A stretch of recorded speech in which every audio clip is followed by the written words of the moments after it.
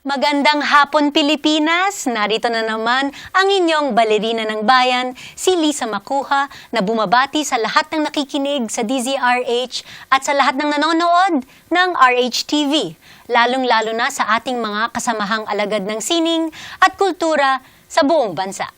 Ang bisita po natin sa hapong ito ay masasabing kasama na rin sa aking sariling kasaysayan bilang isang balerina. Nakatrabaho ko siya nung ako'y nagsisimula pa lamang na sundan ang aking pangarap na maging classical ballerina. At bukod sa aking mga magulang, isa rin siya sa mga familiar faces mula sa Pilipinas na dumalo at nanood sa aking graduation mula sa Leningrad Choreographic School noong 1984. Opo, ganon katagal na nga kaming magkakilala at masasabi kong isang malaking karangalan ang maging mentor, kaibigan, and later artistic collaborator na rin, ang isang living legend sa larangan ng Philippine dance. Ang ating panauhin na si Professor Basilio Esteban Villacruz.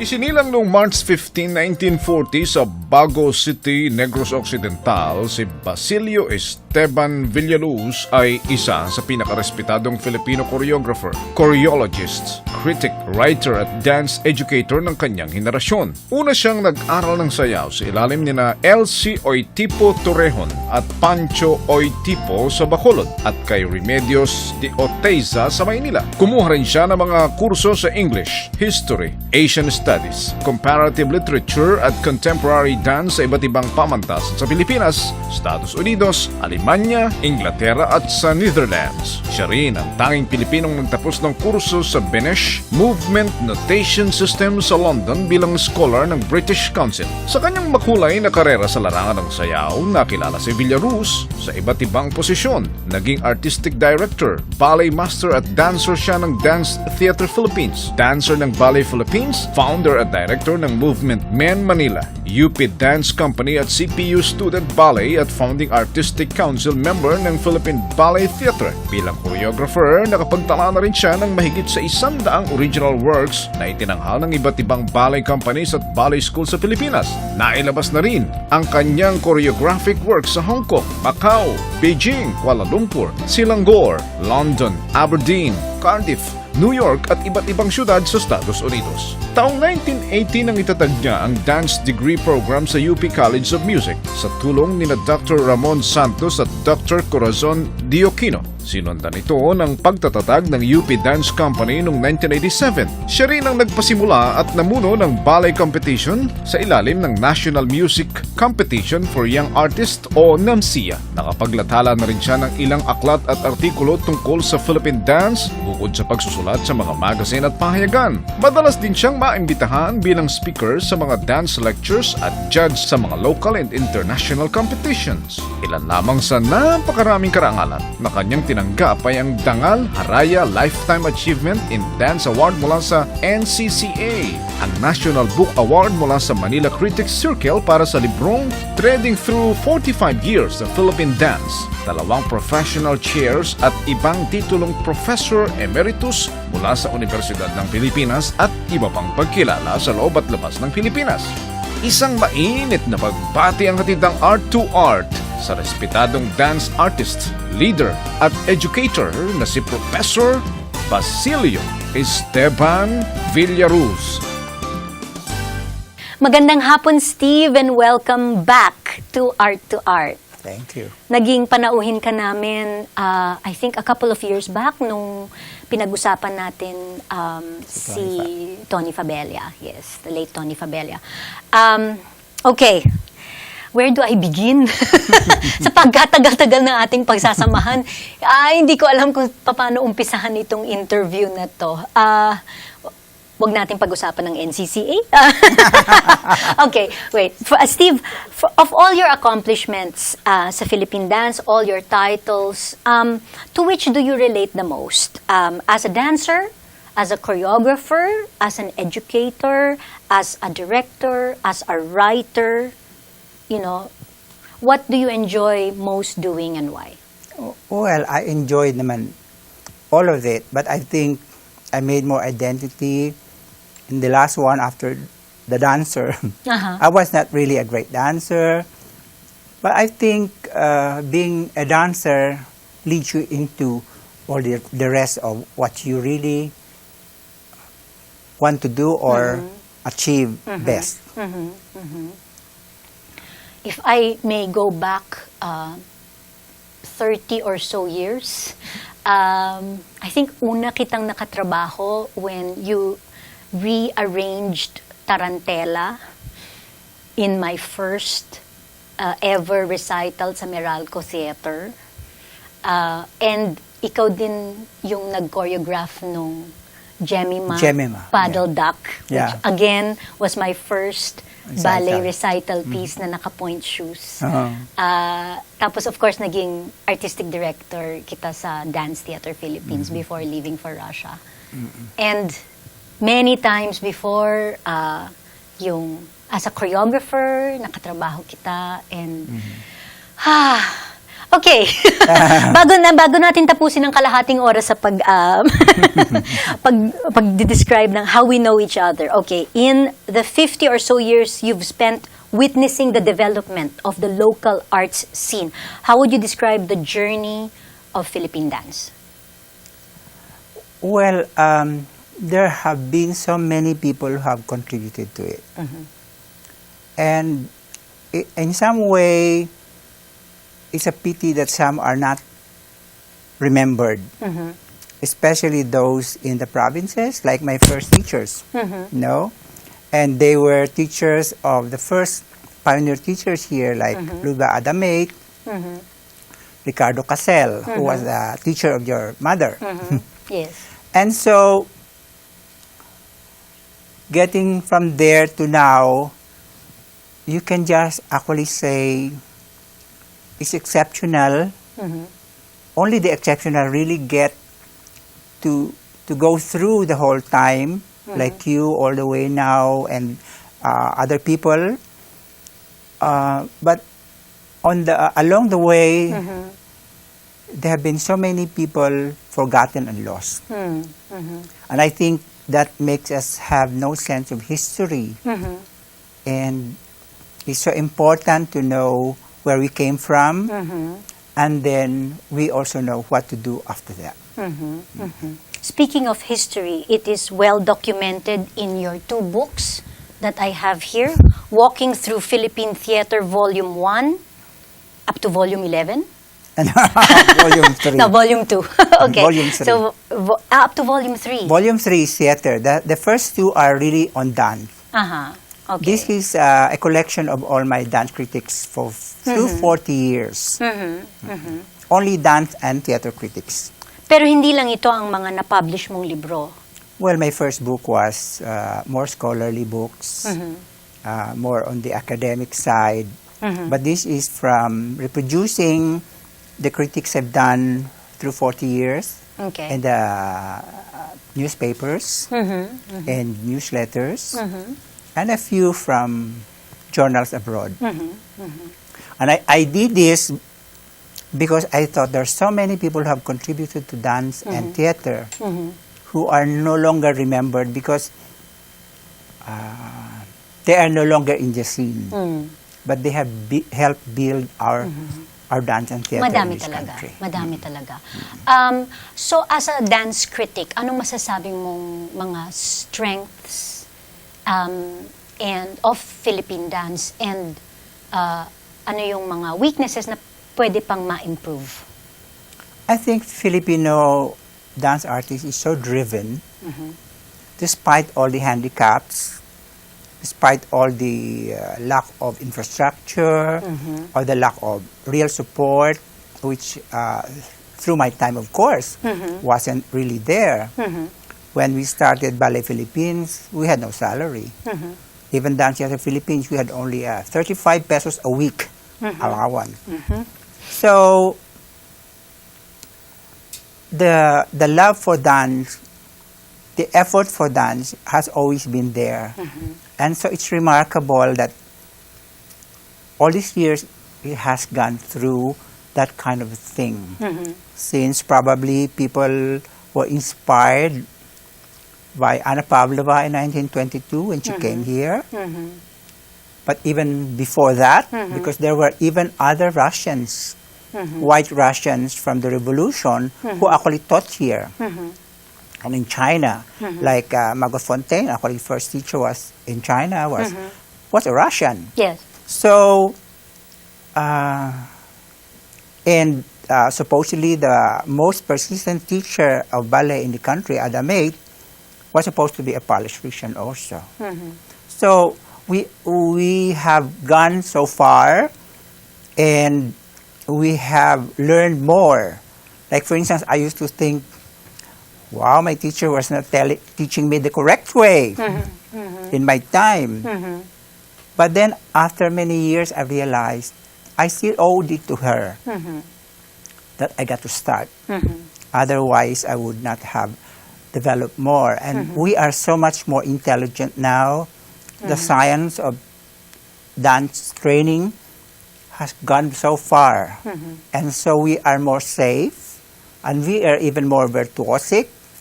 And therefore, that has assured the real making of a Filipino dancer. Not just pachamba-chamba or now and then. Now we can have a season, you can have a company. And so I think we have gone so far, and teachers and dancers have made that, and choreographers, of course. Speaking of choreography, you are both a choreographer and a choreologist. Pwede nyo bang i-explain sa ating audience kung ano yung difference ng dalawa? Actually, even before books, I'm reading a book now on Ruth and Dennis. There was not even a word called choreographer. They used to make a different name in Broadway for those who choreograph ballet, dances in the Broadway musicals. So the word itself, choreographer, is a very new. It's a 20th century term. So that's the dance maker, the one who makes the dance. And a choreologist, when I went to London in 1978, I studied movement notation, how to write movement on paper, which is now done through the computer. Yes. And so it's a way of documenting dance, and therefore have a dance score, like a music score, and it becomes a sort of a permanent reference to performance of a classic or an old work. So, But do you think in the advent of technology na meron na tayong video, ang trabaho ng isang choreologist ay parang sinasabi natin moot? Actually, they complement each other. Because the video, generally, you have to take so many angles in order to really make a good documentation. And a choreology has actually a more total picture. Even if there's no color, there is the actual figure, dancing figure. But it's like a music score that you do not hear the sound, and you hear only the notes. You see the notes on paper, but you know how it looks and how it sounds. So ganun din yung rotation. It's in some way like that. So in general, they complement each other. In fact, when I did my project in London, I did a notation based on a video of my ballet. Okay. Pero I'm sure you saw the difference kasi nga sa video subject to the interpretation and timing na rin nung individual artist na nagsasayaw. Whereas kung naka-record, yun yung parang official. Yeah, diba? It's more definitive. Yet at the same time, a choreographer sometimes changes. Yeah. So, and as you see it now, you use it as a reference. Don't use it as a Bible, and therefore make it, this is it. Okay. No, but it's a reference together with the video and your own memory. In fact, the problem with video now is people just copy from the video, like last production I saw, and I saw it from different companies, and I said, how was the choice made? And there was another one that didn't even say from whom it was taken from, who did it. And so I said, why was there no acknowledgement of the choreographer or the one who staged it? YouTube. Oh, yun, sorry. yun, YouTube or video. Okay, choreography by YouTube. Okay. Sige, before we get more controversial, marami pa ring tao, ang tingin nila sa ballet ay isang banyagang art form. Based on your own experience, can you say that we have actually been able to Filipinize ballet and make it our own? Yeah, I think from the very beginning, because, for instance, if you go back again to Luva Adamait, she was the one who put Tinikling on points. She was the first one to do Maria Clara on points. So, in those times, if you do the piano concerto, the Mayon piano concerto, it uses folk melodies. So there was a lot of interface between folklore and ballet. And more or less, Leonor Orosa was espousing that. And of course, Rosalia Merino Santos. So we have quite a good stock of history. And it's a matter of thinking. Because the artistic process is ever a consolidation of ideas. It is not stuck into something already there, because otherwise it will not grow. So, and since we are Filipinos, we also make ballets based on our culture and stories, our lives. Based on what we know. Yes. And therefore, it's meaningful to us. And so the idea that ballet is foreign, is music foreign anyway? Like some people think playing Schubert is a foreign music, or Shakespeare is foreign. And I, as a literature major, I say, I don't think I would want to live without having read Shakespeare. Yes. Because you miss, I mean, our heritage is not just where we are, but it's the whole world. We are not isolationists, and neither are we exceptionalists na palang talagang iba tayo, because we are still part of the world. Yes. So at the end, we are part of this whole humanity. Naku, gusto ko ito. Nagiging philosophical na ang art-to-art. Marami pa po tayong pag-uusapan kasama ang batikang dance artist, writer, and educator na si Steve Villacruz. Dito pa rin sa Art2art. Magbabalik po kami pagkatapos ng ilang paalala. Programang hatid ay sining at kulturang para sa lahat. Magbabalik ang Art2art. Schedule ng mga inaabangang konsyerto. Update sa mga magagandang panoorin sa mga tanghalan at teatro. Narito na ang Art2Art Calendar. Narito ang ating Arts Calendar. Sa sayaw, inihahandog ng Carmen D. Locsin Foundation sa tulong ng PETA, ang Puno, Pangatlong Galaw. Isang likhang pangsayaw ni Agnes Locsin bilang bahagi ng Alay sa Puno Performance Series. Tampok sina Gay Galiluyo at Georgette Sanchez. Ito'y mapapanood sa July 27, 28 at July 29, alas 7 ng gabi sa Locsin Dance Studio Theater, Davao City. At sa August 1, alas 3 ng hapon at alas 7 ng gabi sa PETA Finma Theater, Quezon City. Para sa karagdagang impormasyon, mag-text sa 0916-909-5099, mag-email sa locsindanceworkshop@yahoo.com o bisitahin ang Locsin Dance Workshop page sa Facebook. Sa Sining Biswal, inihahandog ng Gallery Rafael ang isang exhibit ng mga obra ng batikang pintor na si Mario Parial.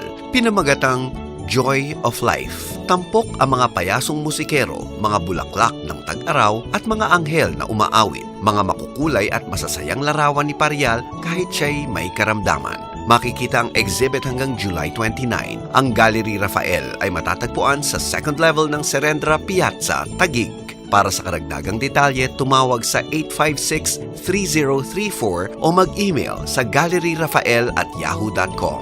Kasalukuyan namang isinasagawa ni Igan Dibaya ng kanyang exhibit na pinamagatang Mysterious Diseases sa Pocket Universe Art Collective, second floor ng Sagiho Cafe Plus Bar, number 7612 Giho Street, San Antonio Village, Makati City. Dito'y makikita ang mga obra ni Dibayan na nilikha niya bunga ng mga pelikulang tulad ng Dead Snow at Taxideremia, mga magazine tulad ng Bizarre at Rue Morgue, at isang clinical atlas of dermatology na gawa ng isang Filipino doctor. Makikita ang Mysterious Diseases hanggang August 4. Makikita ang Mysterious Diseases hanggang August 4. Para sa karagdagang impormasyon, tumawag sa 63929-842-4055 o sa The Crucicle at 635-6061.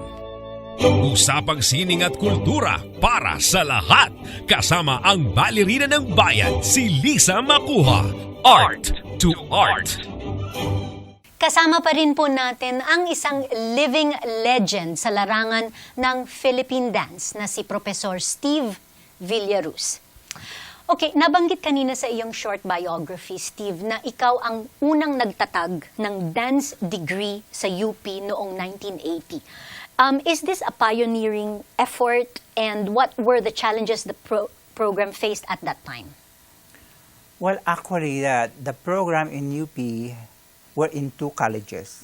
The College of Music and the College of Human Kinetics now.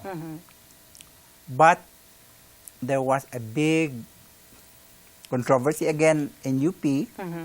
UP loves controversy in some way. Okay. And so the whole University Council committees had divided the house whether we'll approve the two programs. So we more or less rationalized that our program was towards performance, and the College of Human Kinetics was more towards teaching. But our curriculum was very tough, because not only did we have movement notation, which Dr. Santos wanted, but we have a lot of music courses. So the music courses like music theory, in order to read a score, sing a score, understand music itself, plus a lot of music history courses, plus you have to have a music minor. So that strengthened the course. So aside from technique, there was a lot of theory, like what is dance and society, what is dance criticism, what is teaching philosophy, etc. So we were in that, and we had also an interface with the theater department. So we were trying to make, kasi our program first was a diploma program, 4-year diploma program, and we have now a bachelor program, which is 5 years, which includes a thesis. So we were trying to make a real performer of the dancer who is intelligent performer. Okay. Can you give us a list of your alumni? Well, one of the first graduates was Hazel Sabas, who did Your Green. And in fact, I gave her a kind of a citation as Luba Adamate Scholar in UP. And so people like that, we have Carissa Miharis now, who was a cum laude. And in fact, Nordine Humalon's daughter was a cum laude this year. Okay. And she's now studying in Paris for arts management. And I had another student from Iloilo who's also cum laude. So we have had quite distinguished people coming into it. I've sent people as scholars in India to do Bharatanatyam, classic Indian dance. I've sent a lot of people as choreographers in Taipei and do summer institute in the Taipei National University of the Arts. So we have had performances in Hong Kong, Beijing, in Kuala Lumpur, Macau. So this gave a lot of experience for the dancer. So it is not all just performance, studying. It is practice too. Okay. Yung mga alumni ng UP dance, they also feed, I'm sure, the 3 ballet companies in Manila? Yes, some of them are I have one student now who is with Ballet Philippines. And I think I have another one in Philippine Ballet Philippine Theater. Ballet Theater. And so we are, they're seeking their own way. Yes. Hazel, of course, went abroad. Yes. Uh-huh. And so they're finding their own, their route somewhere. Yeah. Okay. Speaking of which, as artistic director of Ballet Manila, sometimes it's not a lack of good dancers. It's more of a lack of good dancers who actually stay for a longer career in dance. Is this still a problem? And paano ba natin malulunasan ito? Well, You know, for begin younger with- people to stay longer in a career in dance. to begin with, is really financial security first. Because no matter how you live the art, when you get older or you get married, you have children, you have to live with support people. So we need this kind of economic support for the artists. And without this, no matter how idealistic we are, they probably will go abroad. They go to Disney World in Hong Kong, or go to a boat cruising job. Yeah. Some of my students have done, and so they cannot stick around. And I think also the artistic work, the repertoire, their interest in developing themselves as artists, because this is primary for an artist. Yeah. Okay, napakaliit ng dance community, Steve. Hindi, as a dance critic, hindi mo ba naiiwasan yung matamaan ng mga ilan sa mga kaibigan mo sa mga dance reviews mo? Well, Agnes, in fact, one time said, Agnes Locsin, You you are. mean, yeah? "You are kinder to me in what you write, and you tell me what is really wrong when we talk." Well, probably because I was a performer and I have that particular kind of bias. I don't want to discourage people completely, considering the lack of economic support, sometimes especially for the male dancer. There is no family encouragement. And so there are so many handicaps that are practical and outside of the work that even if you have to hit it pa in the artistic work, and we are not Broadway, we are not New York, we are not London, so you have to look at it in perspective. And it's a total perspective, it's a social perspective, political perspective. And even NCCA, as you mentioned earlier, has something to do with that political perspective. So you have to look at it as totality. Because as I grew older, and I had criticized, even when I was still a student in Bacolod, I had looked at the art now as a social practice, no longer just all artistic thing. It's a human. It has a human dimension, and therefore, as a critic, you have to look at it also that way. Criticism before is that what is good, what is bad. It's no longer the same. The criticism these days takes into consideration even the political and the social factors. So it's no longer that art for art's sake only, but it is a social, it has a social dimension. Okay, what is your professional opinion on dance or ballet competitions?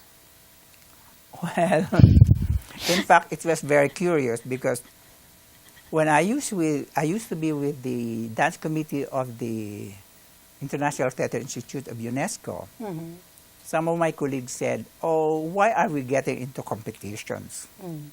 So I even also shared the reservations about it. And then, all of a sudden, Dr. Santos comes and said, "We want to start a ballet competition in the Philippines." So we have that now in the NAMSIA. And I had to formulate this guidelines, which basically I copied from Japan competition, with which I was more familiar. And so we set it up. But I think it is in some way needed by our society because it's an added incentive to them. It's a challenge. even if it's only a solo or a pageant, you work for it and Yeah. you learn. And I see this more, especially from the provinces.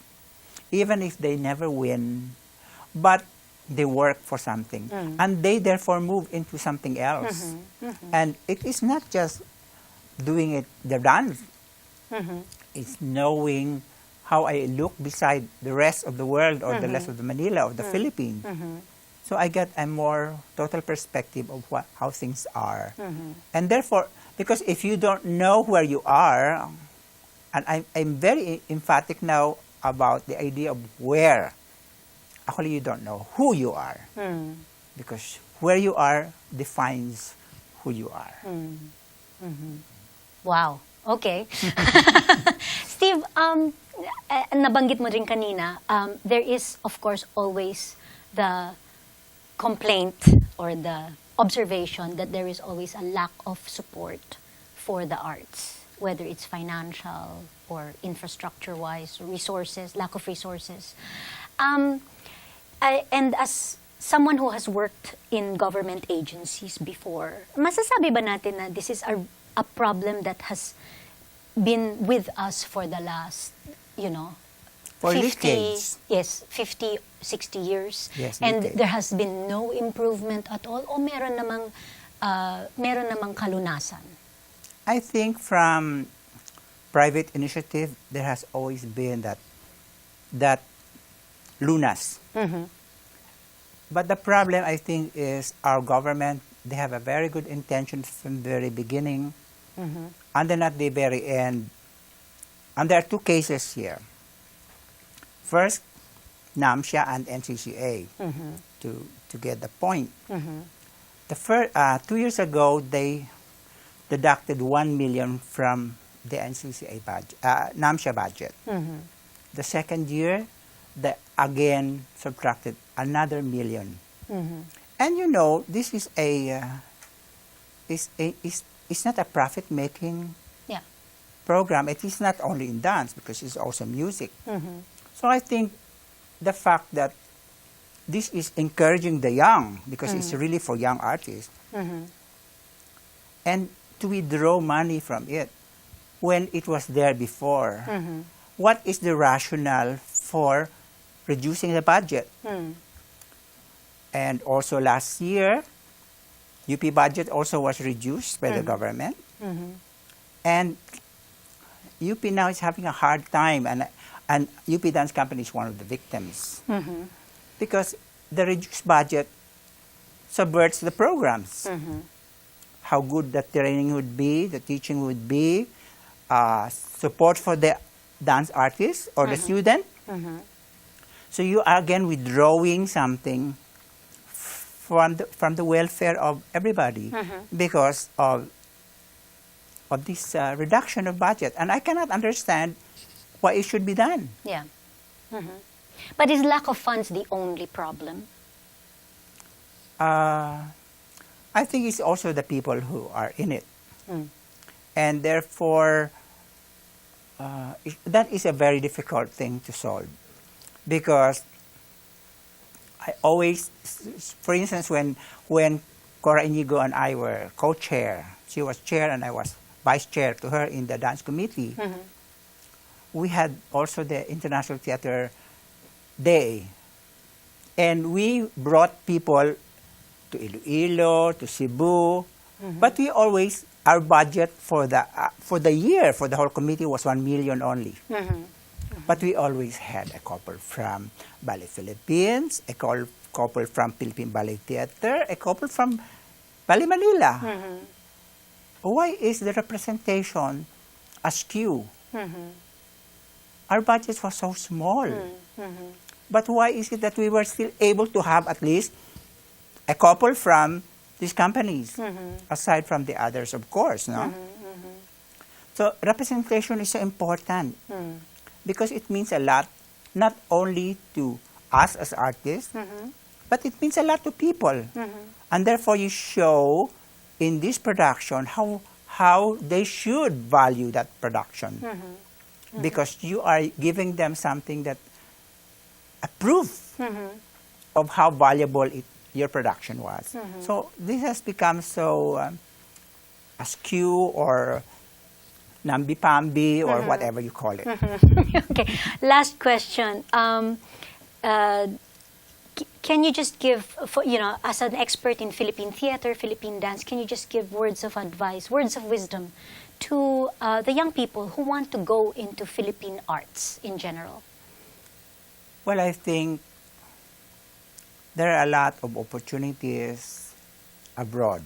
As I said, Disney in Hong Kong or companies abroad and that sort of thing. But do you have also a commitment to your people, to your country?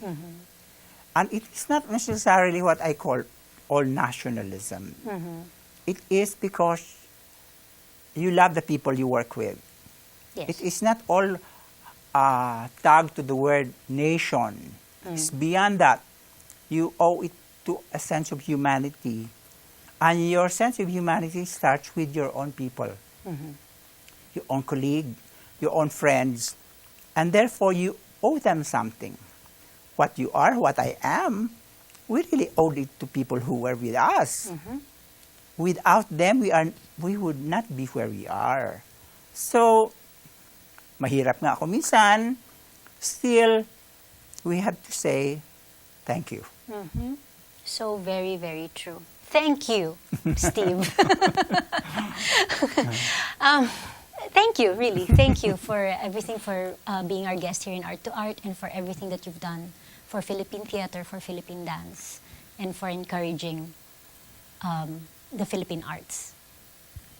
Mga kaibigan, samahan ninyo kami ulit sa susunod na linggo, 3:30 ng hapon, dito lamang sa Art2art. Ito po si Lisa Macuja, nagpupugay sa artistang Pilipino at sa lahat ng Pilipinong nagmamahal sa bayan.